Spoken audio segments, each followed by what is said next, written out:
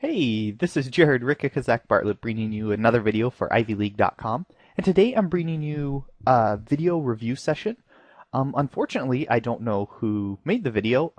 It was the powers that be at Ivy League just said, hey, we have a full ring member review video. Would you be interested in going over it? And I said, absolutely. It's one of my favorite types of videos to make just because we get to see different playing styles, different kind of bet sizing, things like that that we can really go over. And so I find it really interesting not only to watch from my own perspective, but I think it's good to get variety just because there aren't a ton of full ring guys on Ivy League, so I want to bring you a bunch of different perspectives. With that said, if you would like to submit a video for me to potentially go over on Ivy League, I can't promise that I'll use it, but I can promise that I'll watch it and give you feedback if I don't use it. I have to make sure there's enough interesting spots. That's why I do filter some out. But just hit me up on Skype. My Skype is Rikakazak, just like my Ivy League name. Or feel free to message me on Ivy League. But anyways, enough yammering on. Let's go ahead and jump into the video. So unfortunately, we see a hand on the top left-hand table. The pre-flop action was cut off, and it looks like Honey Badger bet and we just called. That's one of those spots. Sometimes I just call so we can get it in on a safe-ish turn card. Other times I raise the flop, assuming Honey Badger raised, we called, and Cheeks called. But again, since I don't know what happened, I'm not going to really focus too much on that. So this is kind of the first spot that we can mention. If we decide to raise the turn, which I think is a perfectly acceptable play, I'm not a fan of this bet sizing. Notice, let's pretend Honey Badger calls, and then is going to check call safe river cards because he has something like Ace King with the King of Blue, which I guess is hearts, or he's got Pocket Queens with the Queen of Hearts, and he's just going to stubbornly stick around. Well, if we make it 95 and he calls, that's about 270 in the middle then, and we've got $350 behind. So we're obviously not going to ship when he bets. Well, I don't think that's a good play if we would. So we'd probably bet like 150, maybe 200, and he calls, and we're kind of stuck behind with that extra $150. So with that said, I'm a bigger fan of trying to get more money in the pot. Not only will it charge draws, if he does have the naked Ace of Hearts, or if he does have something like Pocket Queens with the Queen of Hearts, it's going to charge those draws because Queens with the Queen of Hearts has tons of outs on us. And so I would be much more likely to make it probably like 115 here, maybe 120 on the turn. I know it doesn't seem like a huge difference, that $25, but I do think if you get into these situations a lot, it is eventually going to matter. Not only do we get more money then, but we're also missing out because the way pots build exponentially, or multiplicatively, or whatever that term is, in No Limit Hold'em. They just build so much. So on the top left-hand table, we raised to 1050. I actually really like that bet sizing. I've been opening 2.5x from the hijack and cutoff myself lately, and I've been having a lot of success with that, so I really like it. Continuation betting three-way on this flop. This is a spot where sometimes I see bet, sometimes I don't. The upside to C betting is we do have ace high, which every once in a while is the best hand. We've got backdoor straight draw, we got the overcard ace, and also if we bet and say Cheeks calls, we can double barrel something like a king turn and get a lot of those smallish, those pocket fives, those pocket threes, those type of hands to fold on the turn.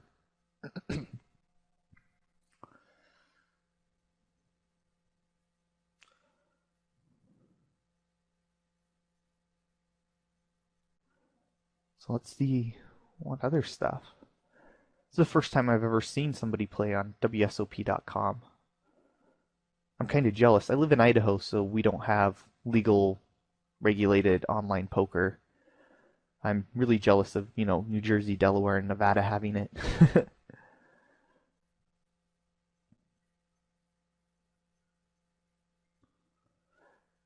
So one thing I'd note is during these slow parts, if I was personally playing, I can see that it looks like Hero is getting rid of some tabs in dealer chat and stuff like that. One thing I like to do in those times is to really look at other hands that I'm not involved in and try to take notes on my opponent so I can have a little better read when I do get into the pot. or get into a hand for the first time against the opponent. So bottom left-hand table is kind of an interesting spot. I would have played it a little bit differently. So we had an open limp from under the gun, over limp, and we're in the big blind with queen jack off. This is a spot where I found it's really profitable and make a big pre-flop raise. I'd probably go 4+1 per limper. So we're playing an L50, so it'd be 250, 350. So I'd have probably made it 350, 325, maybe even $3 is okay.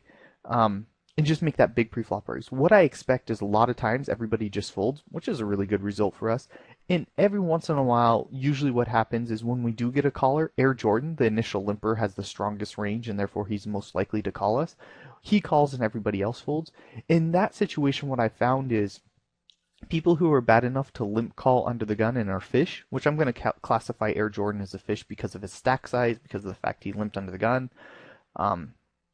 So because of that, I found they play very fit or foldy, so our continuation bet is going to be extremely profitable. And the times we do flop second best, because that's really what we have to be afraid of with that queen jack offsuit, is when we hit second best. He limp calls with king queen or maybe a king jack and we flop jack high. I found people who are bad enough to limp call, they're passive enough, and they're also got the bad stack size and they're fishy. They really don't punish us or pound us, really attack us when we have the second best hand. So we want to be really, really careful. And I think they almost allow us to be careful because it's difficult to be careful out of position in no limit hold'em. That's why position's so important. But bad players almost allow us to. So we bet the flop, which is good. I'd have probably bet 150, but small difference, doesn't really matter. Bet the turn, our kicker's still decently good. Tons of draws out there. And then on this river with the 3 pairing and the ace coming on the river, obviously our kicker no longer plays. I think this is a great spot to check call, just to induce bluffs from 4-5s, missed green. What the heck is green? Spades. And so, really easy call with the $8 there. Just so many missed straight draws, missed flush draws. And then every once in a while, we'll be splitting with a fellow queen.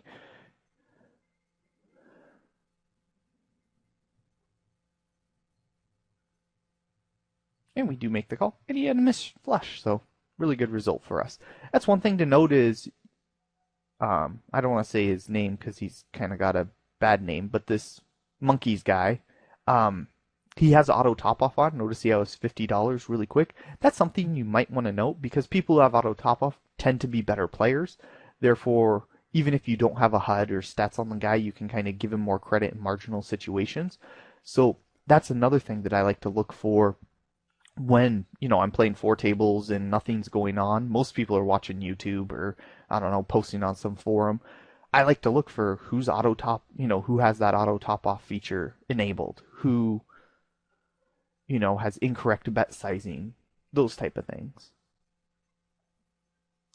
So in the bottom right-hand table, looks like we can get into an interesting spot. We've got a raise after 2 limpers. This is kind of an interesting spot. It looks like the hero is going to 3-bet, and that's a play that I agree with. Big hems could be isolating there, and probably is because he made it 412, which means he had exactly $100, which means he's probably a reasonable player. Most people who have exactly $100 and make these odd pre-flop raise sizes tend to be on the better side. They also tend to have a history of being a MTT player. But with that aside, if we flat with our ace-jack off, there's a good chance that the OED33 and the other player will both call behind because it's only $3 and there's going to be a multi-way pot. And ace-jack off is really hard to play out of position in a 4-way pot. We're going to hit ace and jack and we're not going to be 100% positive our hand's good. But at the same time, we obviously can't play fit or fold, but we kind of have to because it just plays really difficult in multi-way pots.